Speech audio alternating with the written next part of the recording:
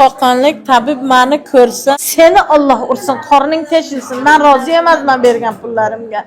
Shuni men faroshlik qilib, uborsalik qilib men shunga pulni yig'ib olib kelgan edim. Bir uyga 10 ta ayol yo'llagan, bir uyga 10 ta erkak yo'llagan, bir hovlida 3-4 komnatada hammani erkaklarni, ayollarni yo'llagan. Tabibning oldiga boradi, aytadi: "Mana men kasalman, yura olmayman, qayerdan keldim?" deydi. O'zim ko'zim bilan ko'rdim, u xotin yuradi, soppa-sog'ib, prosta o'sha tabibning qorni teshilsin, rozi emasman. Qo'qonlik tabibning sirlari ochildi do'stlar. Hozir tojikistonlik opamiz bilan gaplashib qoldik. Nima bo'lgan opa? Assalomu alaykum. Hammalaringizga salom. Siz Tojikistondanmisiz? Men Tojikistondanman. Qo'qonlik tabibning oldiga qachon borgansiz? Qo'qonlik tabibning oldiga 2020-yil bordim. 2022-yil. 22-yil borgansiz. Aha. 2022-yil. Qancha pul to'lagansiz? 15 ming somon to'lab chiqib ketganmiz tag'im ikkovimiz. Dollarda qancha bo'ladi? Dollarda $1,5 ming.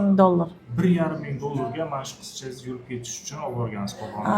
Shu $1,5 ming shu qizchamni yurishini biz uni YouTube'da ko'rdik, odamlarni yurg'izadi ekan. Biz bir oy YouTube'da kuzatdik. Haqiqatan ham yurg'izib yotibdi odamlarni. Men aytdimki, "Ha, Xudodan umid." Endi Iqbol Soliyev qo'lida to'klari bor ekan deb nimni reklama qildi.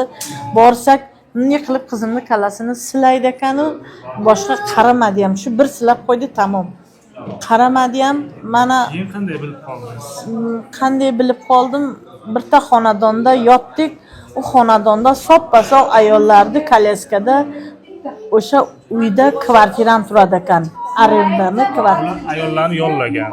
Boshqa uyga yollagan, bir uyga 10 ta ayol yollagan, bir uyga 10 ta erkak yollagan, bir hovlida 3-4 komnatada hammani erkaklarni, ayollarni yollagan.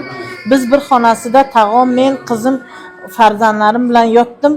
Bordik, biron rezultat yo'q. Ilhom degan ukasi domla bor ekan, u uydan 1-2 uy nari ko'chada ekan, nari ko'chada uning uyiga ham bordik. U hech narsa, faqat yolg'onchi tabib ekan. Mana bizni pullarimizni yeb yubordi. O'zi olmaydi pullarni. Umuman foydasi bo'lmadi. Mana qizim o'zi olmaydi pullarni-yu, ahraniga kelib olib ketadi. Ahraniga katta sumkani olgan, pullarni beringlar, u gosnisaga beramiz, yemoqqa beramiz, hammasi $15 ming 15 ming somonni berib o'sha tabibga chiqib ketdik. Pullarimizni tamomlab ketdik. Opamiz aytishi bo'yicha, opamiz shu tabibga borgan ekan, yolg'onchi tabib ekan. Qo'shni uylarga o'sha odamlar yollagan ekan, 10 ta ayol, 10 ta erkak yollagan ekan. Bu ayollar borar ekanda yolg'ondan yaxshi bo'lib ketdi derkan, u ayollarga ovqatini, o'sha xizmat haqlarini berib, shunaqa qilib yollar ekan. Opamiz aytishi bo'yicha. Nima deb o'ylaysizlar? Mana shunaqa qo'qonlik tabibga tushib qolganlar bormi? Kommentariyga yozib qoldiringlar. Qo'qonlik tabib meni ko'rsa, meni pulim, mana shu invalidimni pensiyalari uni teshsin, o'sha qornini teshsin. Men rozi emasman. Iloji bo'lsa kartamga tashlasin. Meni pullarimni kartamga tashlasin. O'sha qo'qonlik tabib teshilsin. Yana aytadi, men realni tabibman deydi. Realni tabib emas. Mana shunday qilib qo'liman, mana shunday silab o'tib ketdi. Tamom, shunday silaganiga bizdan 300 mingmi shunaqa pul oldi har kuniga. Bir kunda 2 marta ham qatnadik. Bir kunda sahar bir marta, soat 5 ta bir marta qatnaymiz, obeddan keyin kechquruniga bir marta qatnaymiz. Seans olsalaring tezroq olsalaring, tez tursalaring tez yuradi deb bizda aytishdi. Biz qildik. Birta xotinginani ko'rdim. Xotingina chigasini eshikda og'ziga qo'yib qo'yadi, o'zi hovlida yuradi, nonini yeydi, yana boradi, o'sha tabibning oldiga boradi, aytadi: "Mana men kasalman, yura olmayman, qayerdan keldim?" deydi. U bo'lsa chigasini olib irg'itib yuboring, buni o'tin qiling deydi. Men bo'lsa o'zim ko'zim bilan ko'rdim, u xotin yuradi, soppa-sog'ib, prosta bolalari, o'g'il qizlari qarashmaydi ekan, o'sha yerga kvartiraga yotib olib, ham mablag' berar ekan, ham yemish ichishini berar ekan, shunaqa qilar ekan.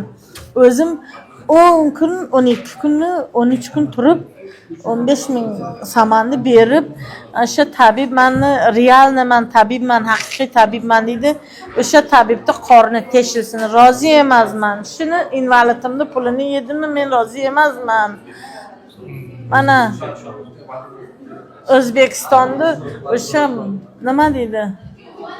Militsiyalarda nima deysizlar? Ichki ishlari o'shani olib borib qamanglar. Kimdan olgan pullar bo'lsa, hammasini qayirib berdinglar. Охранниклari bo'lsa kelib bizdan pulni oldi. Mana qizimga rezultat yo'q. Ha, Allohga soldim deydi. U bizda aytadiki, biz aytsak kommentariyasiga yozsak aytadi, Allohga soldim. Allohga seni Alloh ursin, qorning teshilsin. Men rozi emasman bergan pullarimga. Shuni men faroshlik qilib, o'borsalik qilib men shunga pulni yig'ib olib kelgan edim. O'shanga olib kelib lecheni qildim, pulimizni yedi-yu, foydasini bo'lmadi. Ilhomi ham yolg'onchi, Ilhom tabibi ham. Mana kesin men Dushanbe shahridaman, Dushanbe shahriga ham kelib hammani aldab ketdi. Xo'janlarga kelib aldamchi u. Hech kim ishonmasin. Mana meni realna kasal qizimni pulimni yedi, tamom. Bir rezultat bo'lgan bo'lsa, meni pulim teshsin u qo'qonlik tabibni. Ilhom nima? Soliyevmi kim? Ilhom Soliyev.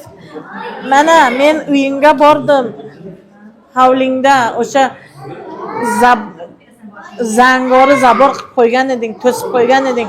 Mana shu qizim tag'om ichamiz borgan edik. Shu invalidimni pensiyalari seni teshsin. Shunga ukol bermadim, seni YouTube'da ko'rib borib YouTube'da ilohinam seni xudo ursin. Assalomu alaykum, muhtaram janobi Shavkat Miromonovich, o'shani ushlab pajizinga qamab yuboring. Bizi pullarni yeb yuborgan. Meni bolam sog'aymadi. Men Xudodan har kuni so'rayman o'shani qorni palqillab teshilishini. $1,500 yedi. Meni qizim tuzalmadi. Ilohi Shavkat Miromonovich, ilohim bir odam jo'natib, olib borib pajizinga qamang unaqa mashinalarni.